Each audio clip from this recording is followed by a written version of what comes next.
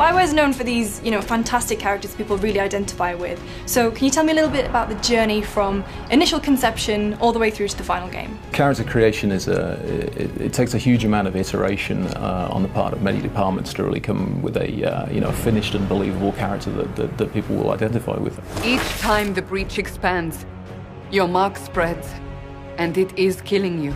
So how do the writers and the artists work together? We could work in a bubble, I suppose, and write what the character is, the story, and so forth. And I think it's always better when we work as a team. We start working with the writers and the designers to really get an idea of the world, get an idea of how the characters are going to react to each other, their personalities, and then we take that to the concept artists, we start sketching it up. The visual appearance of the characters takes a lot of work and again takes a lot of iteration, so it could be hair or it could be the shape of the face, making all these things look realistic enough for players to be able to get attached to is very, very difficult.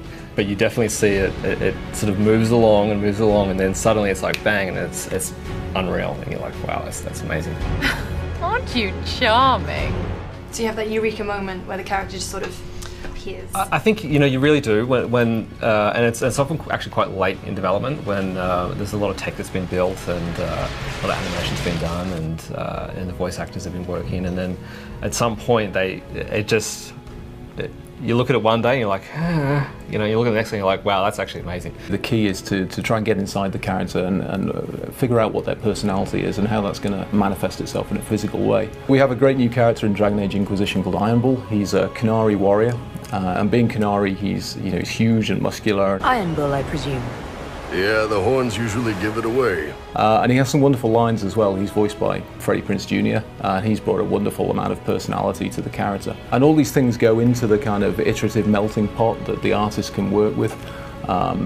So for instance, Iron Bull he only has one eye, he has an eye patch, so it instantly suggests that there's a backstory around Iron Bull. How did he lose it? Why does he adopt a patch? And those kind of little sort of creative tweaks can really influence people's perceptions of a character, and they can go all the way through from just his physical manifestation to the clothing that he wears, to the equipment that he carries, and of course when you get actually into the game and playing it, the moves that he makes.